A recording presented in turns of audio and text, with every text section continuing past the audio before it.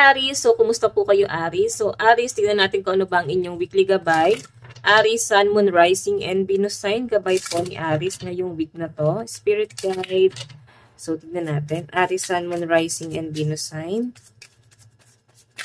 So, guys, meron tayong go deeper. So, I think this week, no, para bang ikaw ay magkakaroon ng mga palaisipan, para bang nag-overthink ka pa rin, marami kang iniisip, maraming gumugulo sa isip mo, maaaring mga nangyari na sa past na nanunumbalik sa isip mo ngayon.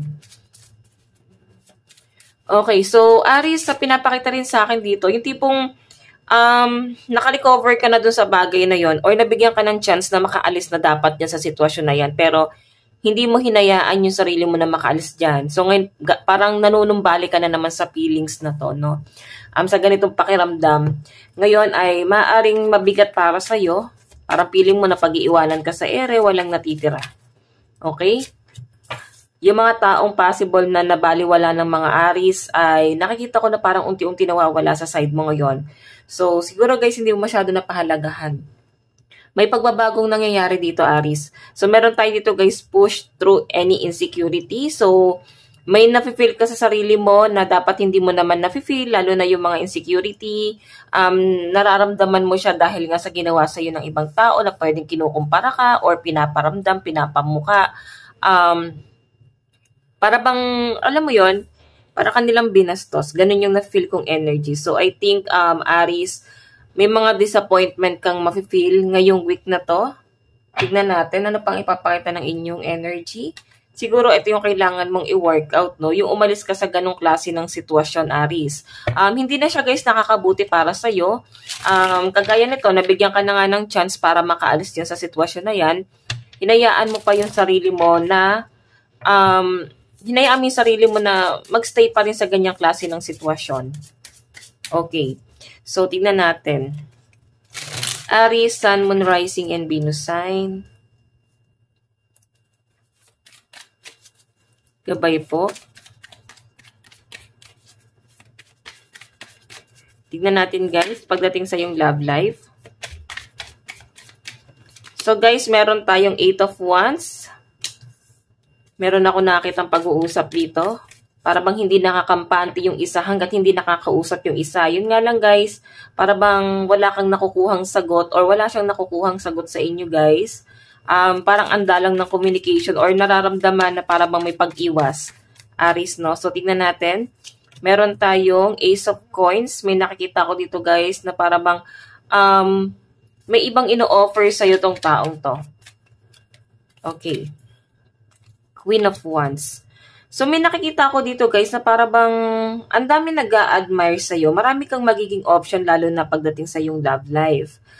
Mag-ingat ka lang, no? Kasi iba na yung nagiging tingin sa'yo ng mga tao sa paligid mo, lalo na natong taong to, guys. Parang naiisip na niya or parang bang nag-overthink na siya na marami kang nakakausap, ganyan, or baka meron ka ng iba. So, mararamdaman mo yung pag-iwas itong taong to, guys. Kasi hindi na siya, guys, gano'n nagkikare sa'yo. Okay? May nakikita akong ibang offer sa inyo dito, guys. And maganda yung nakikita kong offer nitong taong to, guys. Kasi meron talagang Ace of Coins, eh. So, I think ready rin itong taong to, guys, na supportahan ka. So, 8 of Wands. Meron ako nakitang communication. So, possible na merong makikipag-communicate sa inyo, guys. May makikipag-usap. Merong makikipagkasundo sa inyo ngayong week na to. And, yun nga lang guys, hindi masyadong nararamdaman eh. Hindi mo masyadong mararamdaman yung i-offer sa'yo ng taong to guys. Kasi, may iba kang tinitignan. Yung kilig mo dun sa taong yun guys, hindi pa rin mawala. Dun sa ibang tinitignan mo. Yun nga lang guys, mukhang yung ibang tinitignan mo na yan ay merong ibang option. Tignan mo, meron siyang ibang tinitignan din. Parang habol-habulan to guys, itong connection nyo guys, no? Kung hindi ka magiging matalino dito or hindi mo hayaan yung sarili mo na makaalis yan sa sitwasyon na yan, guys, makukulong ka talaga. Meron naghahabol sa'yo tapos ikaw naman, meron kang ibang tinitignan. Tapos tinitignan mo naman, guys, possible na may iba rin naman, guys, tinitignan. Okay, maganda yung offer sa'yo ng taong to. May say talaga siya sa buhay. Kumbaga, paano bang may say? May maayos na pamumuhay kasi may pentacle siya. So, tignan natin, guys. Ano pang ipapakita sa inyo? Yung energy. Pagdating naman sa yung kaperahan at sa yung career. Aries, sa kaperahan at sa career naman po ni Aries. So, Aries, meron tayong 2 of water. Kailangan mo na ng katuwang. Okay? Kailangan mo nang makakaramay pagdating sa gastusin.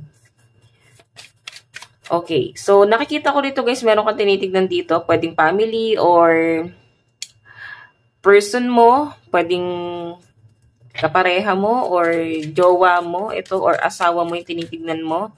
Meron kang inaantay na mag-improve sa kanya guys.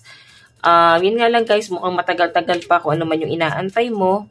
Siguro pagdating sa pera, baka meron kayong inaantay na trabaho niya or proposal sa kanya, Aries. Okay, so tingnan natin. Meron tayong 9 of fire.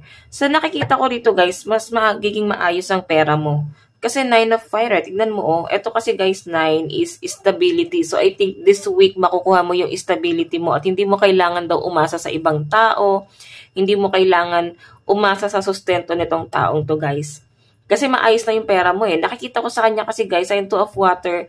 Kung may partnership talaga sa inyo talaga guys, parang makakapag-ipon kayong dalawa. Yun nga lang guys, wala masyadong give and take. Or mas malaki ang mas mapoprovide mo kesa sa kanya eh. Or pwedeng sa pamilya to guys, no? Kung sa pamilya guys, I think ikaw yung breadwinner. Okay, nag-aantay ka na lang sa kung ano man yung maipoprovide ng isa sa miyembro ng family or ng family, kung may tutulong ba sa'yo sa gastusin. Okay, sa work naman guys, nakikita ko na para bang mag-focus ka sa work mo at wag ka masyadong mag-focus sa kung ano-ano. No? Magiging distraction sa'yo kung sasamahan mo ng love life or magpo-focus ka sa love life mo. Yung iba sa inyo guys, may mga worry ka dito. Kasi itong mga nakaraan, I think, nagkaroon ka ng struggle pagdating sa sa boss mo, siguro lumiit yung sahod mo. Ayan o, kinontrol nila yung sahod mo. So, I think this week, guys, magiging maayos na yung daloy ng pera mo. Okay? So, tingnan natin, guys, ang inyong advice. Advice pagdating sa yung love life. Advice pagdating sa love life ni Aries. Meron po tayong retreat. Meron tayong deception. Diba? Parang ang sinasabi dito, guys, kailangan mo nang umiwas. Maaring niloloko mo na yung sarili mo. Sinasaktan mo na yung sarili mo, Aries. Pagdating dito sa relationship yun ng person mo. Or, kailangan mo siguro munang dumistansya. Kasi, I think yung nagiging deception is yung family ng person mo or pwedeng merong ibang taong involved talaga. Okay? Kasi parang may kasama siya eh. Meron ako nakita rito guys sa para bang ipapaubaya na. Magpapaubaya na dito sa relationship na to.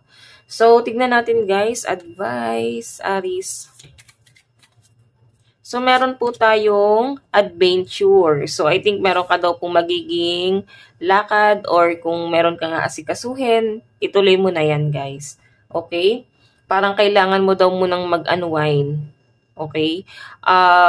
Go with the flow lang muna, Aries. Yan lang yung pinapayo sa'yo ng yung mga gabay. Huwag ka masyadong ma-pressure. Kasi ikaw lang din yung mahihirapan. So, Aries, ito lang naman po ang inyong reading. Maraming salamat. Bye-bye!